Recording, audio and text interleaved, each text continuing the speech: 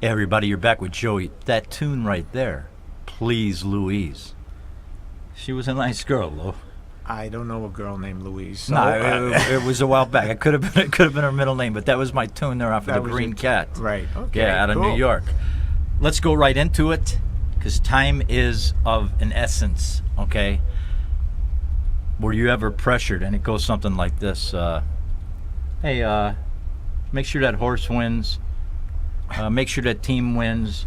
Make sure these points are shaved the right way and everything. Well, you have the floor. In the business I was in the bookmaking business, booked horses at the Rose Bowl race book, and that's where I kind of learned a lot. But I was booking bets when I was back in New York, when I was working for a trucking company, and a lot of guys in a warehouse. OTB just opened up at that time, and I would go up and make some bets for the guys, and it became like a daily thing. And I realized when I went to the OTB office, there was tickets on the floor, losing tickets. So there was more losers than winners. Of course. So then the light bulb went off in my head, and I said, I picked up about 100 or so tickets, and I put a rubber band around them and went back, worked the following day, and went out into the warehouse and said, guys, you want to make bets? Yeah, I'm going up to OTB on the way home. Right. Took all their bets on a piece of paper. Right. Didn't go to the OTB room, went straight home.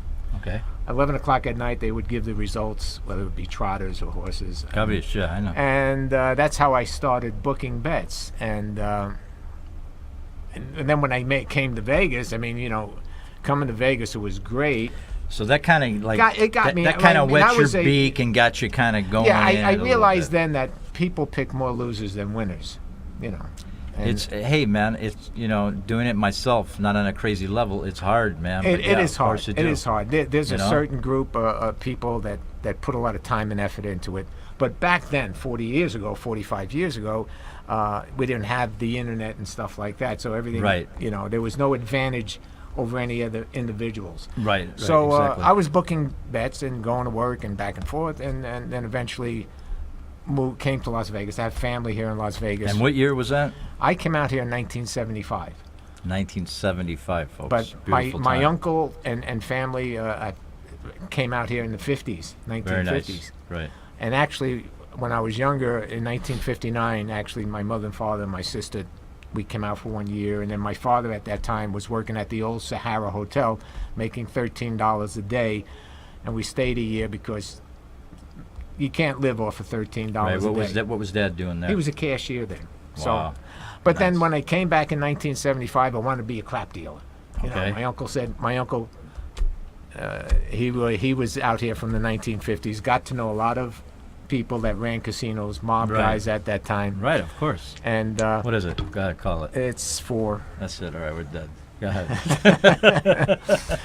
But went to crap school and wasn't able to get a job, unfortunately. Okay. So my uncle says, do you know anything about horses and sports? I says, yeah, of course I do. He says, well, go see this guy, Marty Kane, over at the Stardust Hotel. Okay, not to interrupt, but real quick, what I want to just put out there is, go see this guy, all right? Not what you know, who you know. Always a big thing, the way it used to be. Okay. No, very true. Very Thank good you. point. I had to throw it. That's a good point. So I went to meet this individual. He says, yeah, okay, you're so-and-so's nephew. Okay, can you start tomorrow?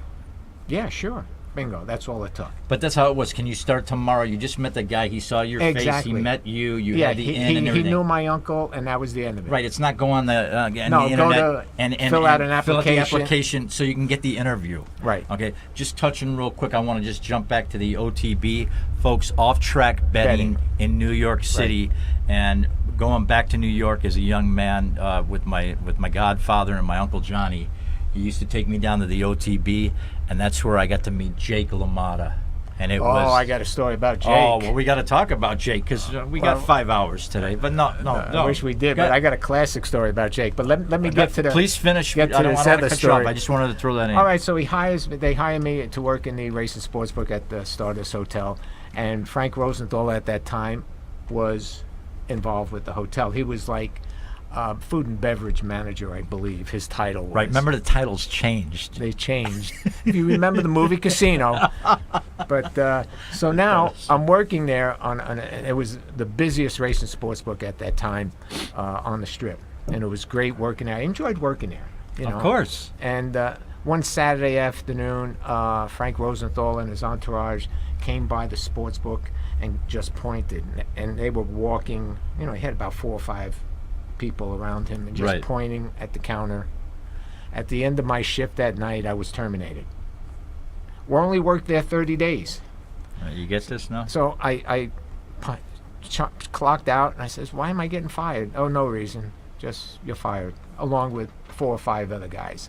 I get home. I call my uncle. I says, oh, I didn't do anything. I didn't do nothing. I didn't do nothing, you know. So he says, let me make a phone call. He calls me back. He says, Lou, don't worry about it. He says, Rosenthal wants to make changes. He wants to hire more females behind the counter.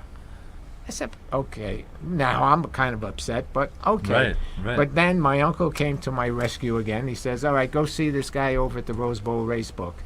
Mention my name. Again, drop a name. He goes see him. Go see him. You look nice. You're presentable. You're in. I go. I meet this individual. He says, can you start tomorrow? I says, of course. I love that. Can you start tomorrow? And I worked there 5 years at the Rose Bowl Racebook. And it was great. It was a great education. I met some great gamblers there. I met some great entertainers there. Pat Cooper. So Pat Cooper. Know him well. So Ciccone. we're talking like what, 75? This was 1975 to 1980. Okay, and we don't want to lay your age down because, you know, we know you're in your 40s, so then you had to be like 40s, I wish. I'm Jack Benny's age, 39. Every year, 39. But Lou, go ahead, please continue. But met a lot of people there. I mean, there were a lot of wise guys there. There was a lot of celebrities there. Shecky Green, Jack Klugman, Pat Cooper. They all popped in. They all popped in. They were doing their thing, and class was involved, which is one of my next questions. What was the biggest tip? I mean, who juiced you? Who took care of you the right way? You know, people don't really tip nowadays, friends. But yeah, in those days, tips were okay. They were really okay. I mean, I'm trying to think back over 40 years ago. You had to get a nice one from somebody. Had to be like, hey, Lou. Well, a lot of that came later. All right, so let's go. 1980, I'm out of the Rose Bowl Racebook. You see how he stays right down? It's right beautiful. there. I got 1980 to 1985. Worked at the Dunes Hotel. Dunes, folks. Sportsbook. We love it. Should still be around. It should. It was a beautiful hotel. The Sultan's Table was one of the fine restaurants there. Morris Schenker was the owner of the hotel at that time, who was connected. Is the Sultan the guy that's up on top of the He thing? was the guy on top, That's him, right? That was him. I think we're going to have a picture of the Sultan. I just love it. You love it. Go ahead. Morris Schenker was, like I said, the owner at that time, and there was a connection between the St. Louis mob and him and stuff like that. St. Louis mob, very strong. Yeah. Just want to throw that in. At that time. So. And worked there 5 years. They closed it down, and there was a lot of management changes coming and going and whatever. There was a lot of... There I met John Spilatro. Tony's brother. Tony's brother. Exactly.